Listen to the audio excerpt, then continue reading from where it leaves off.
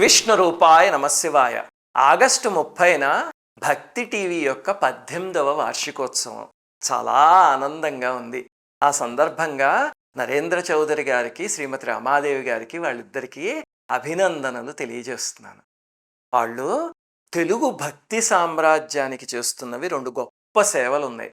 మొట్టమొదటిది ఏమిటంటే, భక్తి టీవీ ద్వారా తెలుగు ప్రేక్షకులకి భక్తిని స్వచ్ఛంగా కలుషితం చేయకుండా అందిస్తున్నారు. అది చాలా సంతోషించాల్సిన విషయం. రెండవది ఏమిటంటే, కోటి దీపోత్సవం పేరుతో సాక్షాత్తు కైలాసాన్నే కొన్ని వారాల పాటు హైదరాబాద్లో భూమి మీదకి దింపి అందరికీ అందిస్తున్నారు. అంతే కదా. ఈ 2 ప్రయత్నాలు కూడా తెలుగు ప్రేక్షకుల మనస్సుల్లో ఎప్పటికీ నిలిచే ఉంటాయి.